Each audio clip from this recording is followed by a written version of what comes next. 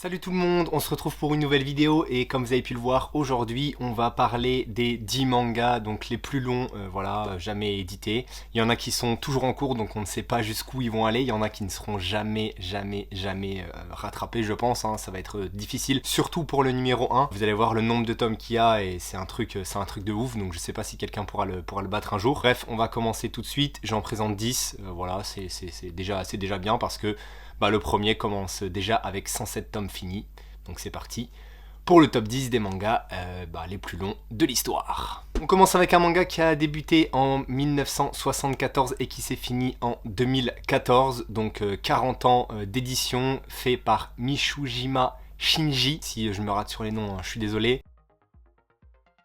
C'est un manga en 107 tomes, comme je l'ai dit, ça nous parle de baseball, voilà, tout simplement un seinen un peu de sport, un peu dramatique, pas édité chez nous en France, il ne sera malheureusement je pense jamais, mais voilà, c'est un manga qui a quand même été édité pendant 40 ans, alors je sais pas à quel point il a eu du succès, si quelqu'un peut nous donner l'info en tout cas, n'hésitez pas comme d'habitude dans les commentaires. En 9ème place, il y a donc Yakuza Side Story, donc un seinen également, qui a été dessiné et écrit par Nita Tatsuo, qui a commencé en 1989 et qui s'est fini en 2013 avec 108 tomes au total. Et là, ça nous parle de quoi? Ça nous parle tout simplement d'un mec lambda de bureau qui, en fait, de base, la nuit, est un bon petit Yakuza. Et je trouve que, comme vous pouvez le voir sur la couverture, ce petit personnage a quand même un certain charisme, un certain flow.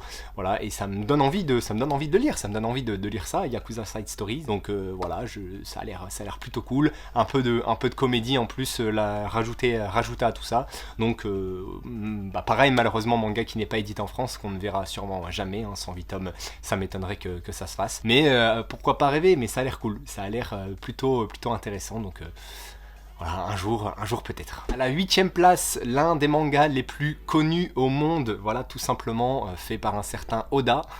Donc voilà, vous avez déjà trouvé, vous avez trouvé tout de suite de quoi je voulais parler, bien sûr, de One Piece. One Piece qui compte actuellement 108 tomes. Jusqu'où ça va aller, on ne sait pas. Est-ce que ça va pouvoir monter un peu plus dans le classement pour un peu encore approfondir la légende et peut-être faire partie, on ne sait pas, du top 5 des mangas les plus longs de l'histoire, en plus de ça avec une histoire que énormément de monde suit, donc voilà, je vous fais pas le synopsis, voilà, ça parle d'un petit mec qui veut braquer une banque.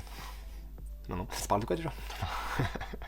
Non, j'ai jamais lu One Piece, voilà, donc je sais de quoi ça parle, bien sûr, je sais que ça parle d'un putain de pirate, d'un petit pirate, voilà, super fort, qui s'appelle Luffy, mais à part ça, je sais pas grand chose. Je connais quelques personnages bien sûr assez classe, mais voilà, j'en sais pas plus. La piraterie, c'est pas quelque chose qui m'intéresse, j'ai toujours un peu esquivé ça, voilà, je raconte ma vie, mais voilà, on va passer tout de suite à la 7ème place avant que je me fasse foudroyer dans les commentaires. Bon, là je prends mon téléphone pour le 7ème parce qu'il y a trop d'infos. Donc manga en 111 tomes, donc de 83 à 2014. Le scénario c'était Kariya Tetsu et au dessin Akira Anazaki, donc c'est un seinen drame tranche de vie. Après, quand on lit le synopsis, je me demande comment ça a pu faire 111 tomes, parce que on est avec Shiro Yamaoka, qui a la réputation d'être un homme trop franc, un personnage rustre avec qui on n'a pas vraiment envie de faire affaire. Pourtant, c'est lui qui a été choisi pour participer au grand repas officiel qui célébrera les 100 ans de sa boîte. Pour cause, Shiro est un grand gourmet. Voilà, donc 111 tomes sur un mec qui va faire un petit repas, mais je pense qu'il y a plus que ça quand même. Je pense qu'il y a plus que ça. Manga, bien sûr, qu'on ne verra pas malheureusement en France, ou heureusement, ça se trouve c'est de la merde, je ne pense pas, si ça fait 111 tomes quand même, c'est que ça a dû marquer les esprits. J'ai donné, je sais pas si j'ai donné la date, ouais, si 83 2014, donc quand même un petit moment dans le game, plus de 30 ans, donc c'est pareil, ça a, je pense, bien fonctionné. Voilà, on va continuer, on enchaîne avec cette petite vidéo assez tranquille, assez sympa. Pareil, là je prends mes notes parce que sinon je vais pas réussir à vous faire une description convenable. Pas parce que c'est difficile au niveau de l'œuvre, mais parce qu'il y a plusieurs parties. Oui, j'ai un peu triché pour ça.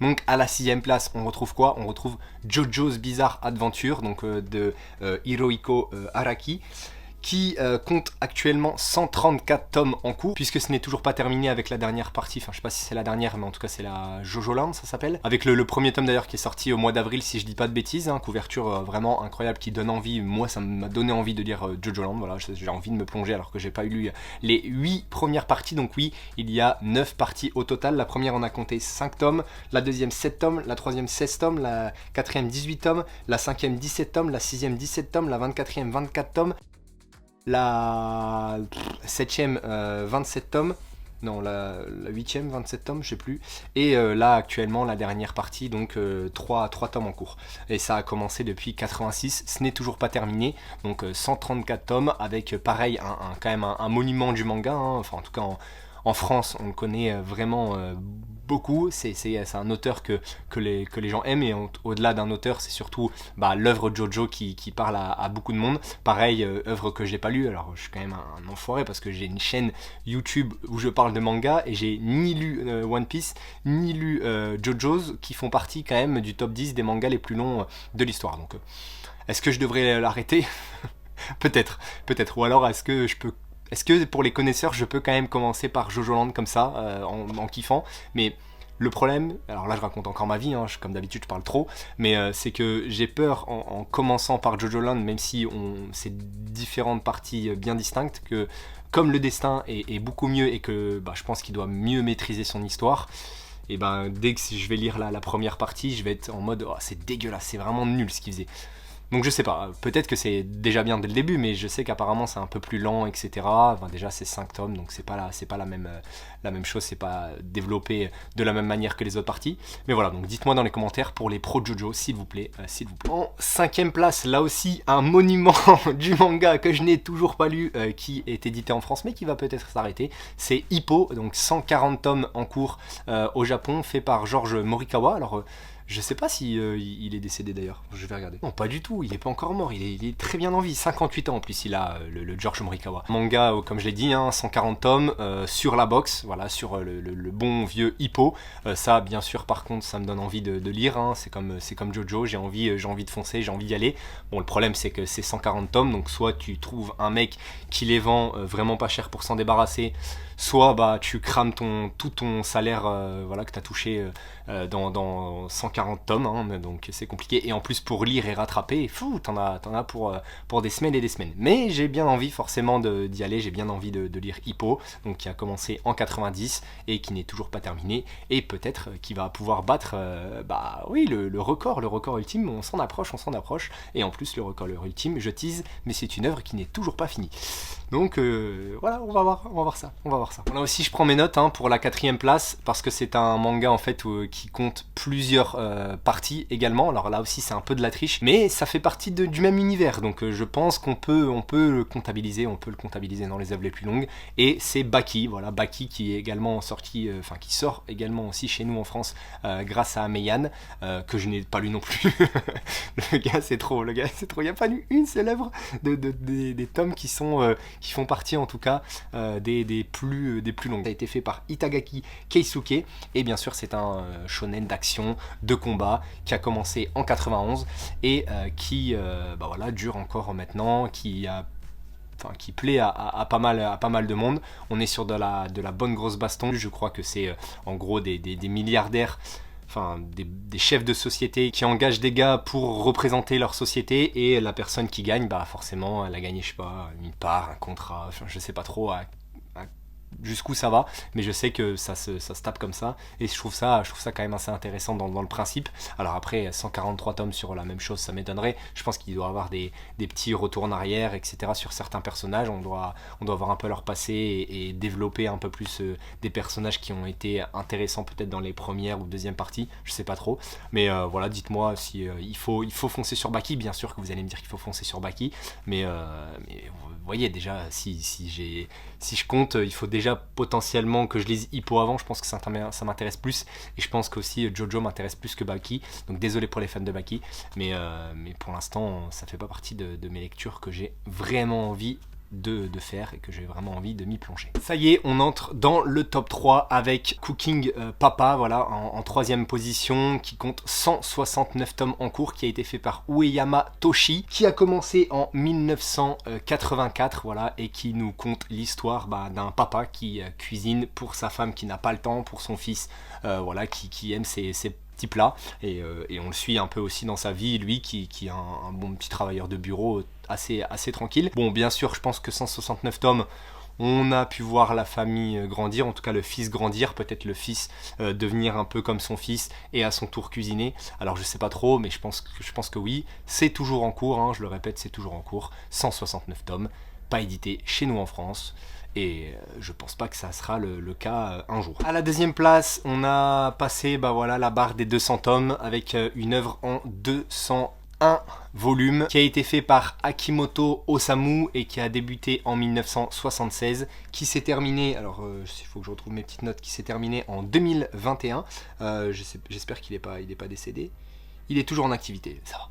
On est soulagé, un ouf de soulagement parce que l'auteur est toujours en vie, mais il a arrêté son œuvre avec 201 volumes. Ça nous conte l'histoire tout simplement d'un petit flic qui est paresseux, malchanceux, enfin voilà, en gros on est sur une comédie où on suit l'histoire de ce personnage-là, qui refuse aucun pari dès qu'il y a de l'argent en jeu. Voilà, dès qu'il y a de l'argent en jeu, le mec boum il y va, il parie, sauf que potentiellement il se fait déplumer. C'est voilà, une petite comédie où on se marre bien, où on se tape des barres, apparemment.